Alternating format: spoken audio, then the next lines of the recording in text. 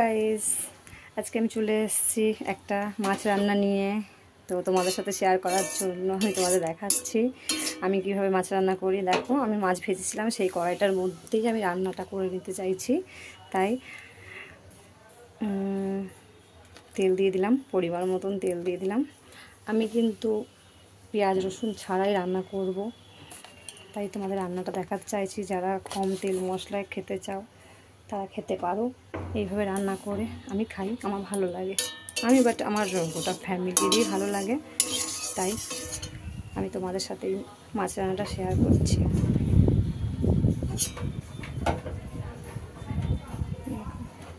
হাওয়া দিচ্ছে প্রচণ্ড।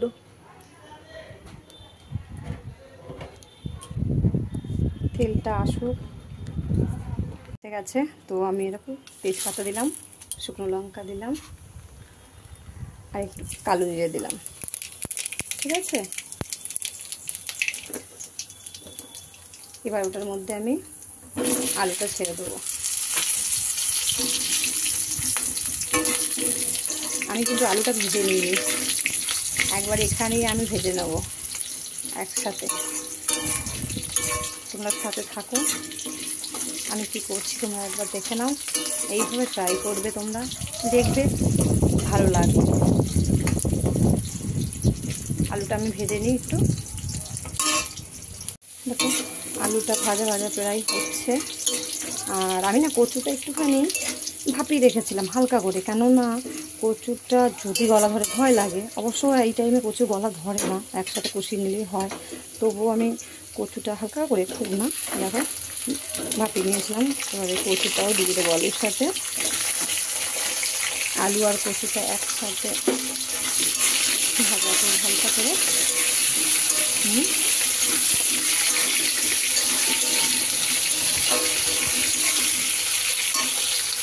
দূর করে আগে স্টার্ট। আলু কচুটা ভাজা ভাজা হয়ে গেছে। এবার আমি পরিমাণ মতন হলুদ দেব,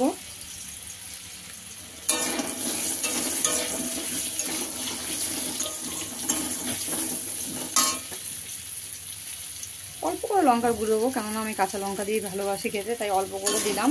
এবার তোমরা যে যেমন লঙ্কার গুঁড়ি খেতে পছন্দ করো তেমনিভাবে দেবে।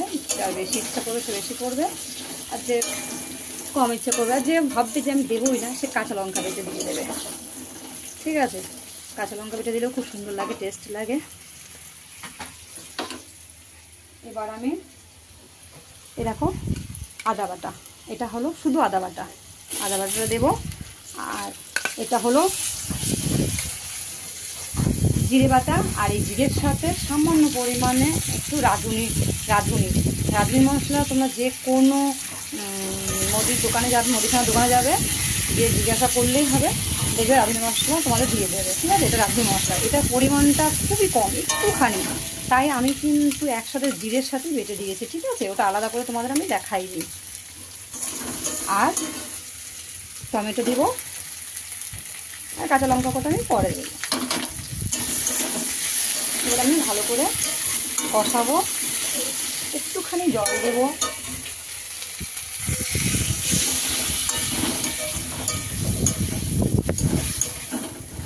এটাকে আমি ভালো করে কষাবো। ভালো হয়ে গেছে, তেল ছেড়ে দিয়েছে আলু আর কচুটা। আমি কিন্তু অল্প তেল মশলায় করেছি, দেখতেই পাচ্ছ। এই দেখো সুন্দর আলুটাও দেখো গলে নরম হয়ে গেছে, এরকম কচুটাও নরম হয়ে গেছে, একটু ফুটলেই সেদ্ধ হয়ে যাবে। এবার আমি পরিমাণ মতো জল দিয়ে দেবো। আর হ্যাঁ, আমি তখন নুন দেওয়াটা দেখাতে পারিনি, নুনটা আমি কিন্তু দিয়েছি, ঠিক আছে। আর নুন না দিলে তো তরকারি খাওয়া যাবে না, তাই না। দেখো পরিমাণ মতন আমি জল দিয়ে দেবো।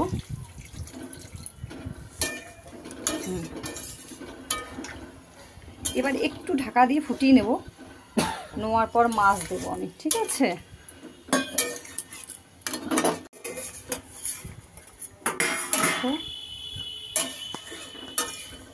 দেখো আমার ঝোল হয়ে গেছে প্রায়। এই দেখো কচু, এটা নরম হয়ে গেছে। এবার আমি মাছটা দিয়ে দেবো।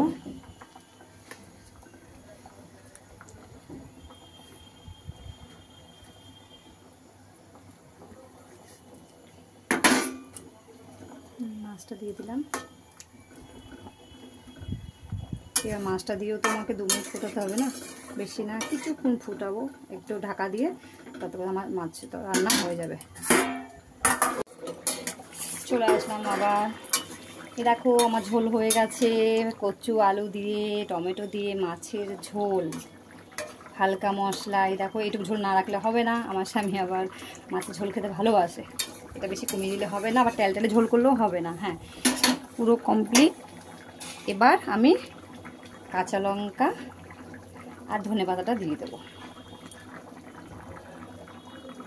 এবার ধর সবসময় তো ধনেপাতা পাওয়া যায় না, এবার না থাকলে কোনো ব্যাপার নেই, শুধু কাঁচা লঙ্কা দিয়ে দেবে, তাহলেই হবে, কোনো অসুবিধা নেই। এবার ধনেপাতা থাকলে উপরে ধনেপাতা ছিটিয়ে দেবে, আর না থাকলে কোনো ব্যাপার নেই। এবার এটা দিয়েছি তো, কিছুক্ষণ ঢাকা দিয়ে রেখে দেবো লিবিয়ে, তারপরে সার্ভ করবো, ঠিক আছে? হ্যাঁ, 1 মিনিট, কারণ ক্যামেরাটা তো আমার হাজব্যান্ডই ধরে দিচ্ছে, ওকে একবার বলি ঝোলটা ঠিক আছে কি না, ও একটু ঝোলটা টেস্ট করে বলুক। দেখো তো, একটু টেস্ট করে দেখো কেমন হয়েছে। খুব সুন্দর টেস্ট হয়েছে, ভালো হয়েছে, দারুণ দারুণ। দেখো আমার হাজব্যান্ড বলে দিল পারফেক্ট হয়েছে। এবার তোমরা এইভাবে করো, করে খেয়ে দেখো, তারপর তোমরাও জানাবে কেমন হয়েছে। তো আমার এই অবধি মাছের ঝোল রান্না একদম শেষ, আমি এবার ঢাকা দিয়ে শুধু রেখে দেবো, আমি পরে সার্ভ করে নেবো, ঠিক আছে? ওকে, বাই বাই, এই অবধি, থ্যাংক ইউ। পরে ভিডিও দিতে আবার কাল দেখা হবে, বাই বাই।